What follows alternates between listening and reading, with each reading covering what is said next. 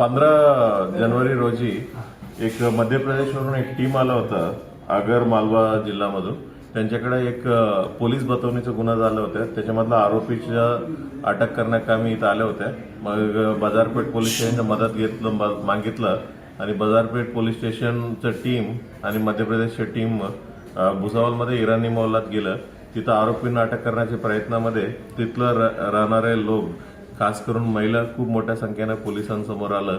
पोलिसांवरती हल्ला करण्याचे प्रयत्न देखील करण्यात आले होते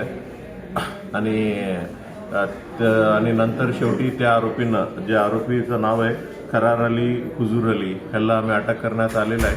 आणि जे कोणी पोलिसांपार्टीवरती कामामध्ये अडथळा निर्माण केलेला आहे त्याच्यावरती गुन्हा दाखल केला. गुन्ह्यामध्ये 9 महिला आणि 4 पुरुषांच्या विरोधात गुन्हा दाखल केला. मग नंतर दुसऱ्या दिवशी त्याचा पंचनामा आणि इतर कारवाई करत असताना आम्हाला एक बॅग सापडला आणि त्याच्यामध्ये खूप सोन्याचं लगड सापडलेलं आहे. मग त्याच्या अनुषंगाने विचारपूस केलं आणि विचारपूसमध्ये ही निष्पन्न झालं की जिल्ह्यामध्ये आणि महाराष्ट्रामध्ये इतर ठिकाणी चेन स्नॅचिंगचं भरपूर गुन्हे ह्या गँगने केलेले आहे असं निष्पन्न झालं. ही गँगचं मेन सूत्रधार आहे मरियम बी जाफर अली आणि दुसरा सूत्रधार आहे नजिया शेख. असं 2 मेन सूत्रधार आहे आणि ह्या गँग चालवतात आणि सर्व ठिकाणी यंग मुलांना पाठवत आहेत. आणि एकदा त्यांना चेन स्नॅचिंग करून ह्यांना जे काही स्नॅच केलेलं वस्तू ह्याला दिलं की हे विकण्याचं आणि ह्या जरी कोणी आरोपी अटक झालं त्यांना बाहेर काढण्याचं ही सर्व पूर्ण प्रक्रिया चालवत आहेत. ही जे मुलं जे ॲक्च्युअली कमिट केलेलं आहे त्या मुलांचं नाव आहे हसन अली उर्फ असू, मजहर अब्बास जाफर इराणी,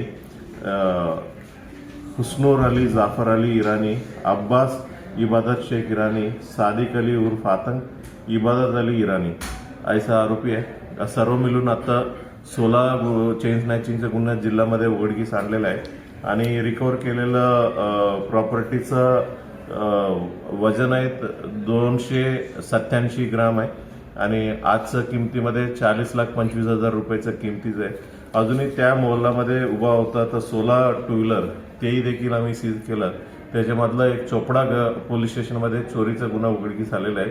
उरलेलं 15चे देखील आम्ही तपास चालू आहे आणि अजूनही एक देशी कट्टा देखील त्याच्याकडनं आम्ही रिकव्हरी करण्यात आलेला आहे. आणि सर्व ज्या ज्या ठिकाणी म्हणजे पोलीस स्टेशनला गुन्हा दाखल आहे त्यांना वर्क करून त्याचा पुढील तपास करणार आहे. अजूनही काय गुन्हा उघडकीस होण्याची शक्यता आहे.